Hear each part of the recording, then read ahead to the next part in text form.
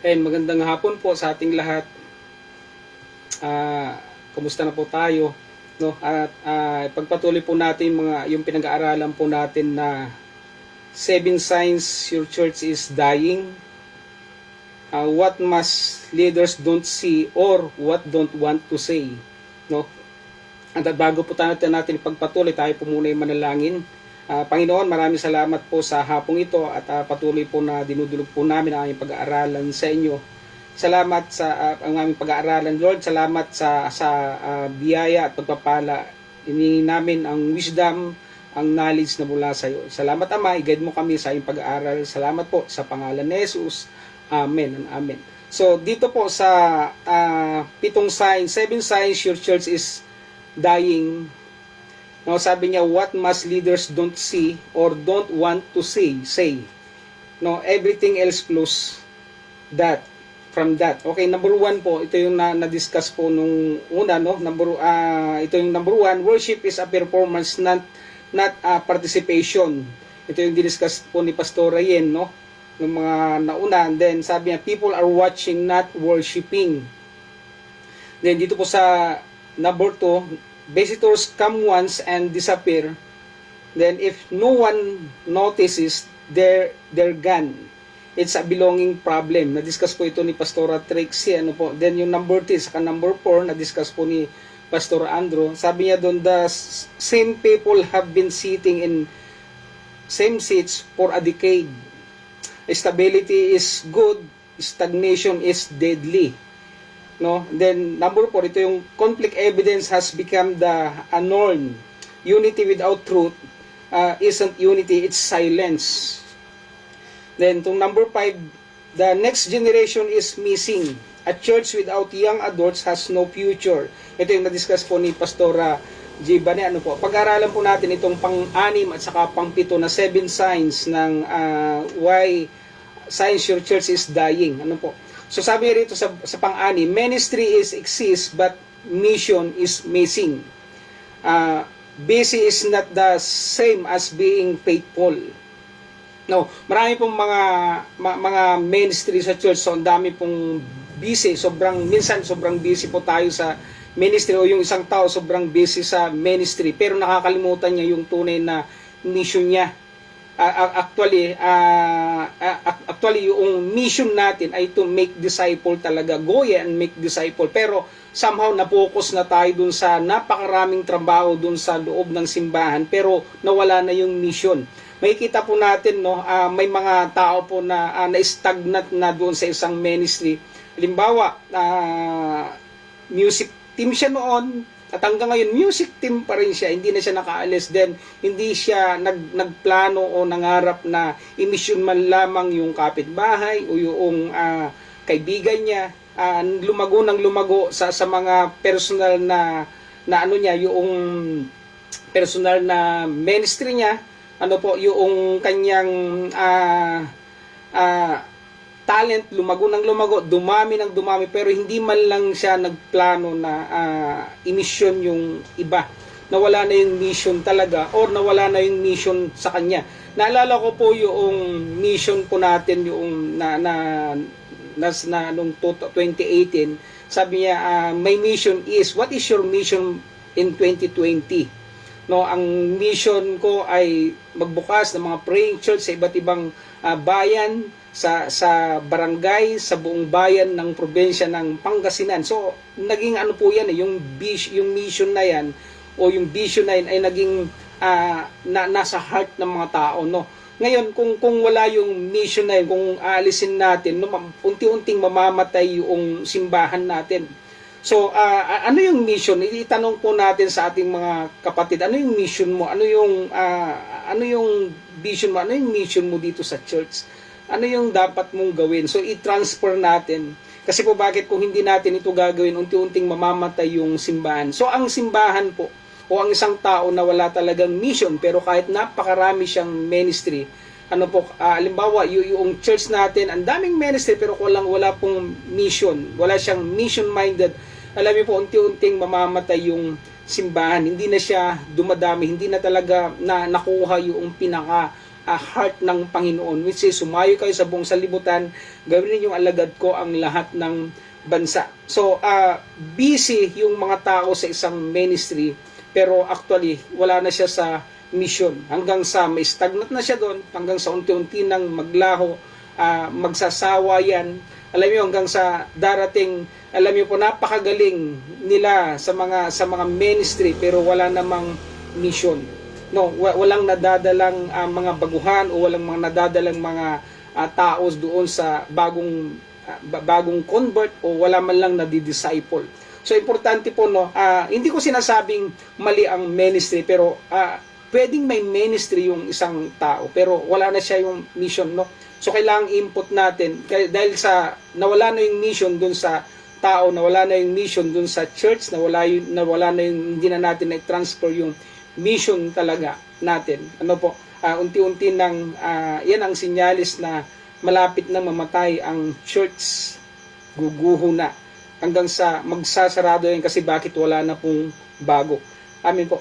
Okay, itong number 7 po is yung comforts is valued more than obedience. When comfort leads, calling takes a backseat.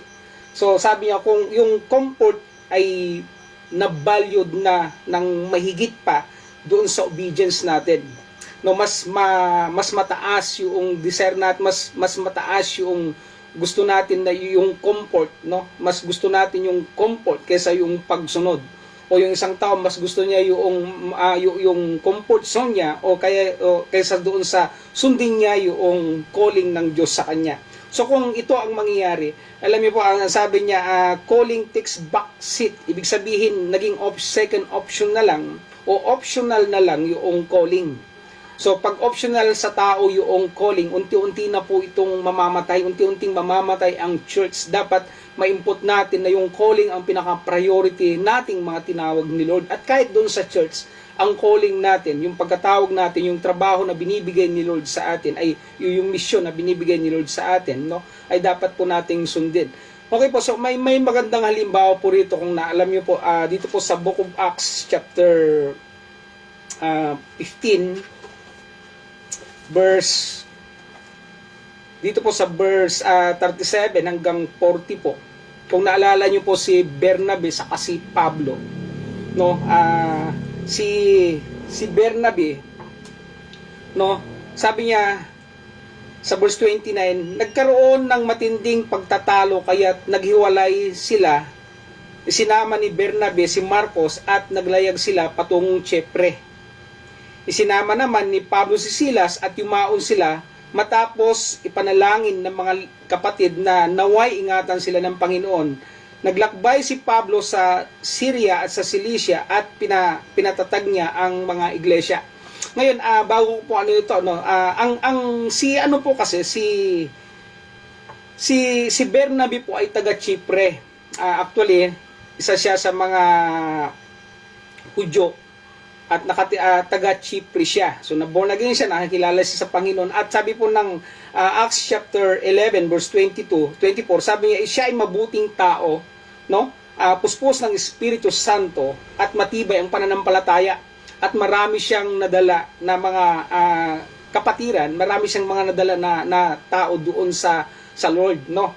And then dito po sa Acts chapter Acts chapter 11 po, verse 25, sabi, hinanap niya si Saulo, si Pablo.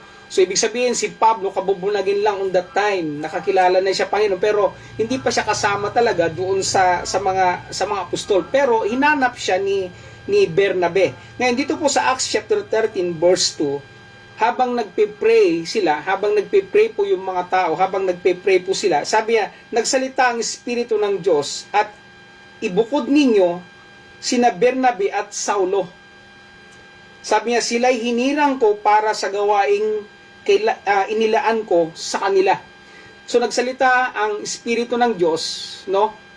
Habang sila po ay nagpe-pray, no, habang sila po ay sumasamba sa Diyos, kasama nila yung mga propeta po rito, yung mga alagad, no? At nagsalita ang Espiritu ng Diyos sa kanila.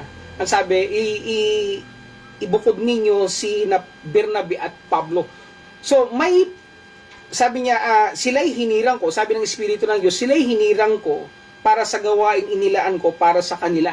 So, tingnan niyo po pero dito po sa Acts chapter 15, itong binasa ko po natin na sila'y naghiwalay. Nagkaroon sila ng matinding pagtatalo. Si Pablo po saka si Bernabe ay nagkaroon ng matinding pagtatalo. Bakit kasi? Gustong isama ni Bernabe si John Mark. No, si John Mark, yung pamangkin niya, gusto niyang isama sa misyon. Pero ayaw ni Pablo. No, ayaw ni Pablo na isama si John Mark kasi nga nang iwan si John Mark. Ngayon, dahil sa matinding pagtatalo, nagkaroon daw sila ng sharp words, nakaka-open, masakit, ibig sabihin nakakasugat na, masakit na yung palitan nila ng salita. So, naghiwalay sila. Ngayon, ang nangyari, si Bernabe po ay umuwi, naglayag papuntang Chipre, ibig sabihin, umuwi siya doon sa comfort zone niya. Si Bernabe po, mayroong na tinawag ng Diyos, no? Umuwi siya doon sa Chipre, sinama niya si John Mark, yung pamangkin niya. Samantalang si Pablo po ay nagpatuloy sa kung ano ang calling ng Diyos sa kanya. No, okay. Tingnan niyo po Ngayon, hanggang sa dumating ang time, si Pablo po ay nagpatuloy. Pero si Bernabe, alam niyo, pumunta siya doon sa Chipre na kung saan nandun yung mga Kristiyano na kasama niya. Doon siya nanggaling. Pero ang gusto ng Diyos sa kanila, ay magsama sila. Silang dalawa ang sinabi ng Espiritu ng Diyos, silang dalawa ang ibukod sila na dalawa ni Pablo sa ni Bernabe. Kasi bakit? Mayroong pong itinanging trabaho na inilaan sa kanila. Mayroon pong isang gawaing mahalaga na binigay sa kanila ng Diyos. At dapat nilang gawin ito. Pero sad to say, dahilan sa hindi sila magkasundo ni Pablo, umalis umalis si Bernabe. So umuwi siya, samantalang umuwi siya at nagpatuloy din naman siya doon. Pero hindi yun ang ipinagagawa ng Diyos sa kanya. Hindi yun ang mission niya. Ang mission nila ay silang dalawa, magkasama sila ni Pablo at pupunta sila doon sa mga nayon, sa mga bansa, sa mga probinsya na kung saan ito sa lugar ng mga hintel. Ngayon, si Pablo po ay nagpatuloy. Samantalang si Bernabe ay nagbalik sa kanilang tahanan, sa kanyang probinsya, sa kanyang pinanggalingan, sa kanyang bayan mismo. Pero si Pablo ay nagpatuloy. Alam niyo po, ang sinamahan ng Diyos, si Pablo. Anong ibig sabihin po nito? Pwedeng hindi napagbigyan si Bernabe, hindi nasunod yung gusto niya, pero hindi dapat yun ang dahilan para maghiwalay sila. Nangyayari po ito sa simbahan. Hindi dapat silang maghiwalay. Kailangang magsama sila na gawin yung plano ng Diyos sa kanila, yung trabahong ibinigay ng Diyos sa kanila, kailangan nilang ganapin, kailangan nilang gawin. No? At anong nangyayari? Sa madalas sa simbahan nangyayari po ito. Minsan hindi tayo napagbibigyan, hindi nasusunod yung gusto natin. So anong nangyayari? Iniiwan natin yung trabaho, yung gawain, yung natatanging inilaan ng Diyos para sa atin, na ikaw dapat ang gagawa. Dahil sa hindi tayo komportable sa kasama natin, no, hindi tayo napaboran, no, hindi nangyari yung gusto natin, hindi maganda yung lugar, hindi maayos yung lugar, ayaw ko yung lugar. So dahilan doon, no, iniiwan yung pinakatanging gawain na inilaan ng Diyos para sa kanya. So ganoon ang nangyari kay Bernabe at nangyayari din ito sa church, no? At hindi dapat natin itong gawin. Ngayon, itong si Pablo po ay nagpatuloy. Alam niyo po ba, si Pablo po ay hindi komportable sa kanyang mga pinagdaanan. No? Although, ang dami niyang pinagdaanan, ang dami niyang, sabi ng Biblia, no? Si Pablo ay madalas, sinasalungat siya, kinakalaban siya. Ang daming mga taong gustong pumatay sa kanya. Ang daming gustong manakit sa kanya. Ikinulong siya ng maraming beses. Actually, hinagupit siya kung di ako nagkakamali, hinagupit siya ng 3 beses tulad ng hagupit ng hagupit ng mga Hudyo, yung 40-1, no? Yung 39 na palo. Hinampas sa kanya, 3 beses niyang naranasan yon. At yung hampas o hagupit ng Romano ay 5 beses siyang hinagupit ng Romano na walang limit yung paghagupit sa kanya. Pero alam niyo po, hindi siya sumuko. So hindi po hindi po komportable yung bagay na yun. Ilang beses siyang kinulong, no? Actually binato siya hanggang sa mamatay. No, pero hindi niya inalis, hindi siya umalis doon sa pagkatawag ng Diyos sa kanya. Hindi komportable. No, mas pinili niya yung pagsunod. Mas mahalaga sa kanya yung pagsunod. Ang sabi niya, nagpapatuloy ako tungo sa hangganan hanggang sa matapos ko yung takbuhing inilaan sa akin ng Panginoon. Amin po. Hindi na ako ang nabubuhay, kundi si Kristo na ang nabubuhay sa akin. So sinunod niya yung calling ng Diyos sa kanya. At alam niyo, sinamahan siya ng Diyos. Amin po. So hindi dahilan na pwedeng hindi pabor sa atin yung sitwasyon. No, pwedeng hindi na naibigay yung gusto natin. No, pwedeng gigipitin tayo kaliwat kanan. Pwedeng hindi mangyari yung mga gusto natin o yung nais natin. At may mga bagay po na hindi talaga hindi masunod yung gusto natin, pero hindi yun ang dahilan para iwanan mo yung bagay, yung pinakatanging inilaan ng Diyos sa'yo na gagawin mo. Amen po. So tayo po na mga leader, mga pastors, mga workers, at even mga Christian, pag alam mo na tinawag ka ni Lord, alam natin na tinawag tayo ng Diyos doon sa pinakatanging nilaan niya sa atin. Kasi take note po, si Pablo saka si Bernabe, tinawag sila ng Diyos at sila yung gagawa. Silang dalawa ang ibinugkod ng Diyos, magsasama sila. Sila pong dalawa ang magsasama na gagawin yung trabaho na yun, sila yung magpartner. No? So, hindi pwedeng dahilan sa iniwan ni Bernabe yung trabaho na yun. Ang daming hindi nangyari. Alam niyo po ba na pwedeng napakalaki po ang mangyayari, ang magagawa nilang dalawa kung nagpatuloy sila. Pwedeng yung taas ng anointing ni Pablo, kasi mas magaling si Bernabe na magsalita. Ang galing ni Bernabe, napaka matatag na ang pananampalataya niya at napakagaling niyang magsalita. Si Pablo nga nung nagturo siya, nahulog si Eutychio mula dun sa second floor at namatay. Pero binuhay ni Pablo. Ibig sabihin, boring si Pablo na magsalita, samantalang si Bernabe ay magaling magsalita. At kung nagsama sila na dalawa, kasi sila ang tinawag ng Diyos, alam niyo po, napakalaki ang magagawa nilang dalawa. Amin po. So, pero dahil lang nga sa hindi nila pagkakasundo, naghiwalay sila. So, pinili ni Bernabe yung comfort zone. Although nagpatuloy siya doon sa lugar ng Chipre, kasama niya yung mga 12 apostol na, pero hindi siya tinawag doon. Kailangang magkasama sila ni Pablo. Although nagpatuloy siya doon, pero makikita mo yung accomplishment na ginawa ng Diyos kay Pablo ay napakalaki.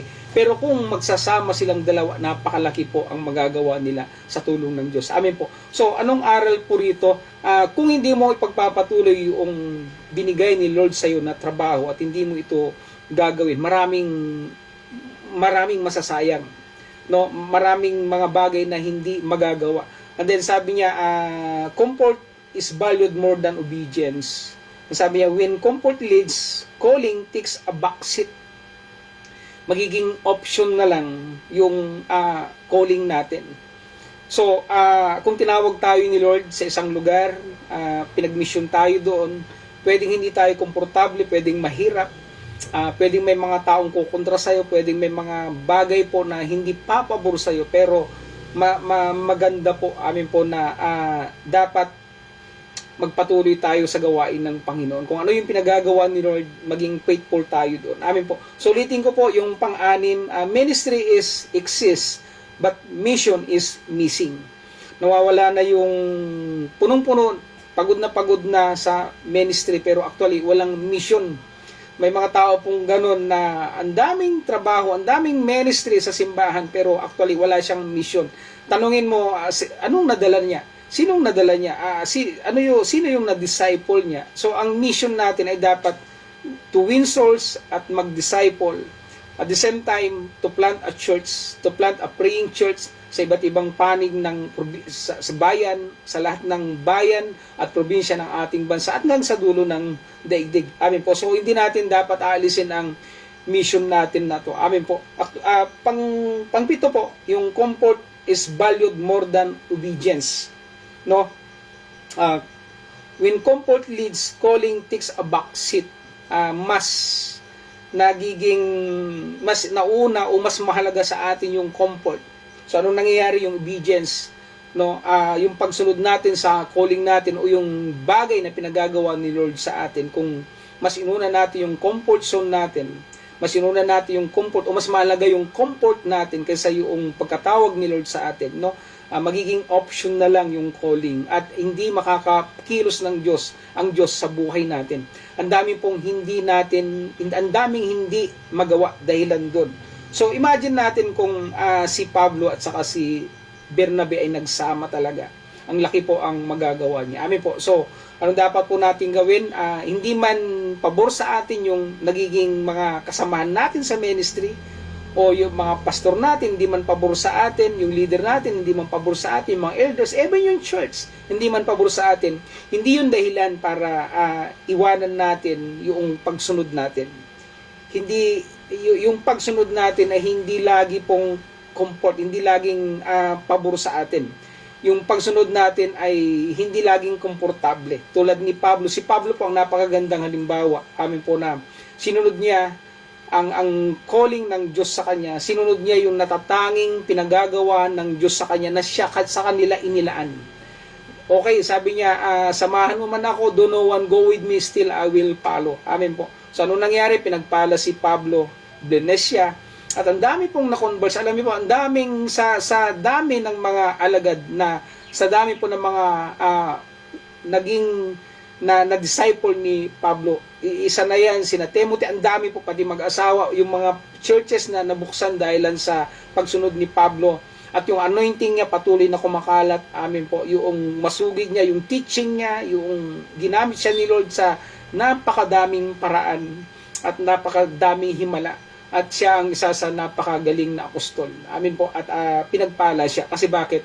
Hindi, ulitin ko po, pwedeng hindi komportable yung pagsunod natin.